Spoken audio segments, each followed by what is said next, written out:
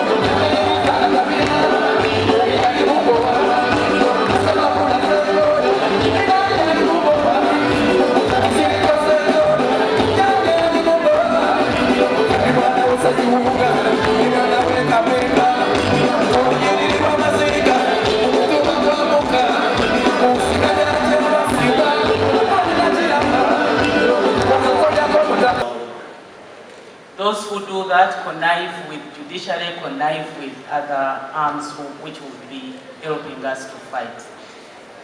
And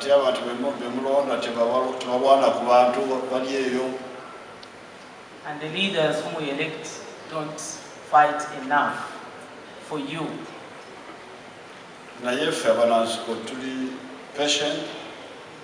But for us who are freedom fighters are very patient. And we hope to mobilize you to act the way we think we should act.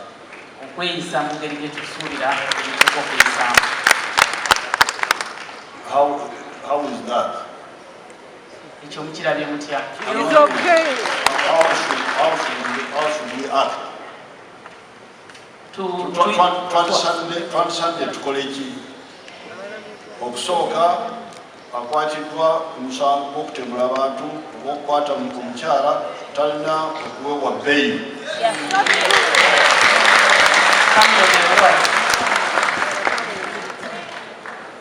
Ekyokubiri bw'aba yatta abantu bamuteeke ku kalaba.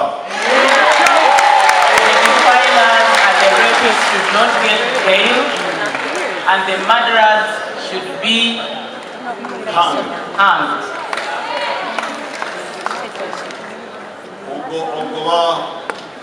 Ogoba abantu mu lubanja olw'okukoma.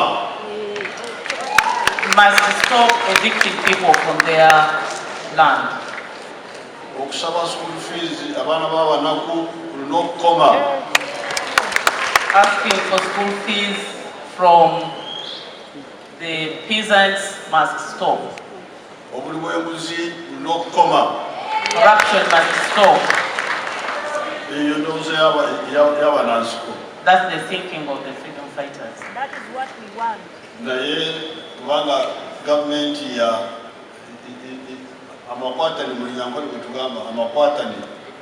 is shared. But because government is shared, Banga government yabona. Awanga magati.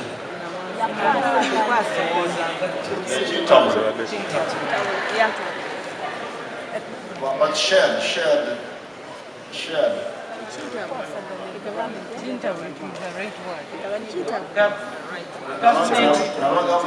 Government fenna tugirirako obuvunaanyizibwa.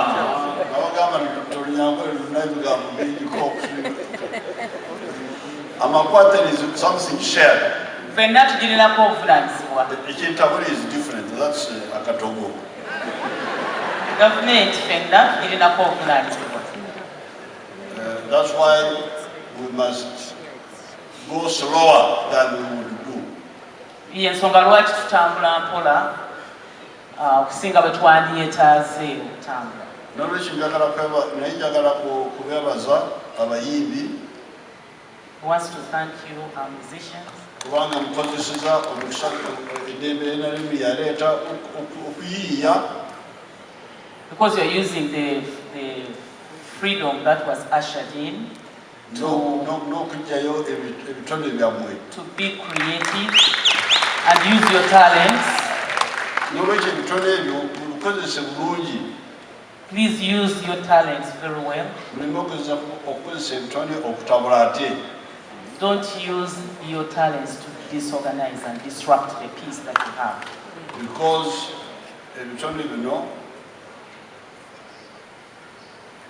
bisobodde okubala kubanga kulweddembe eriwo. Because your talents have to blossom. Ebitone byammwe bibaze biyitimuse because of olw'eddembe lye tulina. I was watching how you are dancing. Abalabye bwe mubadde muzina wano. Next time I'll come and teach you how to dance. Omulundi ogwokubiri agenda kubayigiriza engeri gye tuzinamu. You were just jumping most of the time. Mubuukabuuka bubuusibuusi, mubuukabuuka. But dancing involves some skill. If I swing you here, you will see how dancing is. Yagamba nti okuzina kwetaagamu obukodyo. Omumanyirivu. Oli ayinza okuba alina obumanyirivu mu kubuukabuuka. Okuzina kwetaagamu enteekateeka. I can also jump.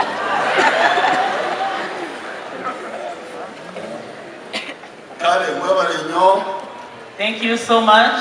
I congratulate you for coming to attend my daughter's function. May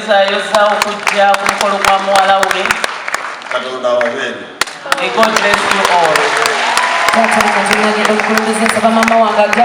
all.